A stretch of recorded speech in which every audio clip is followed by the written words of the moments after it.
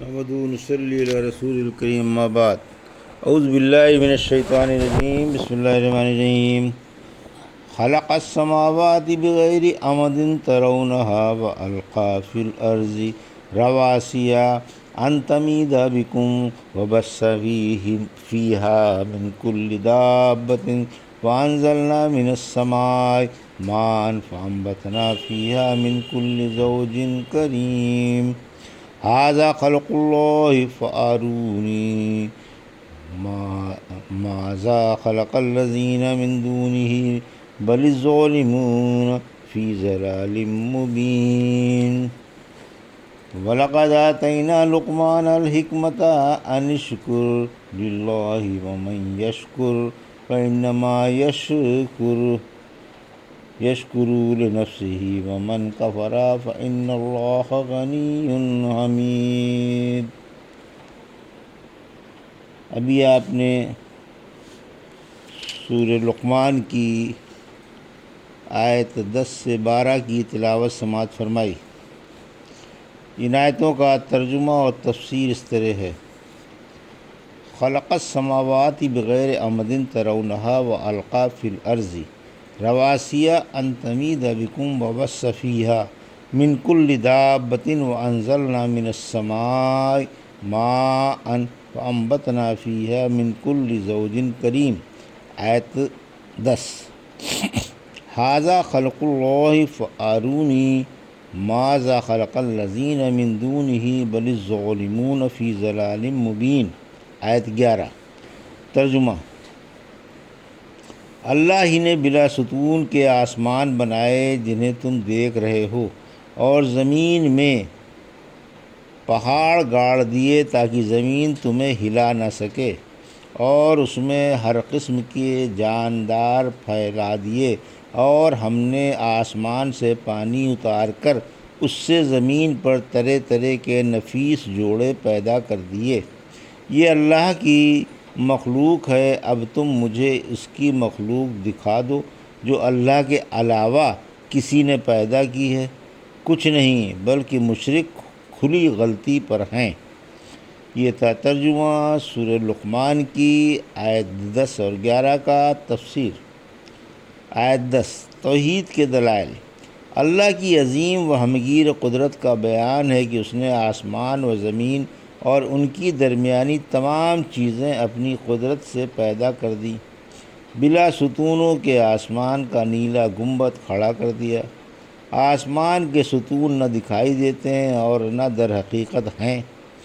پھر فرمایا کہ اس نے پہاڑ زمین میں گاڑ دیے تاکہ زمین کو جو پانی پر قائم ہے ذرا سی بھی جنبش نہ ہونے پائے، کیونکہ پہاڑ اپنے بھاری وزن سے زمین کو دبائے ہوئے ہیں۔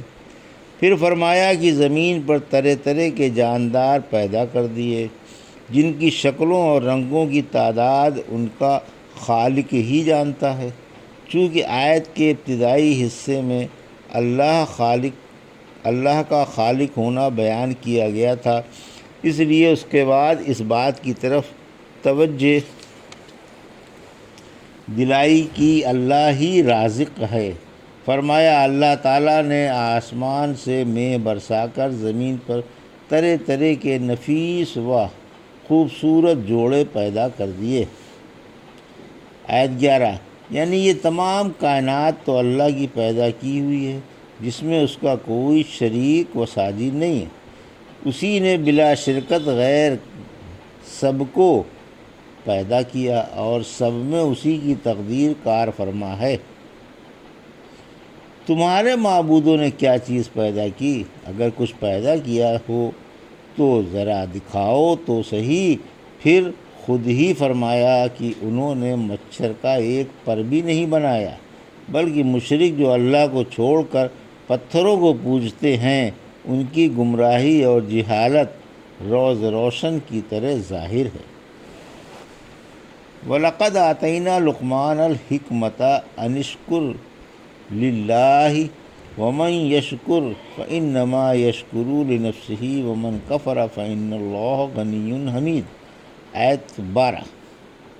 ترجمہ: بلا شبہ ہم نے لقمان کو حکمت دی تھی کہ اللہ کا شکر ادا کرو، اور جو شکر ادا کرتا ہے وہ اپنے فائدے ہی کے لیے ادا کرتا ہے، اور جو ناشکرا ہے تو اللہ بہت ہی بے نیاز اور خوبیوں والا ہے۔ یہ تھا ترجمہ آیت 12 کا تفسیر۔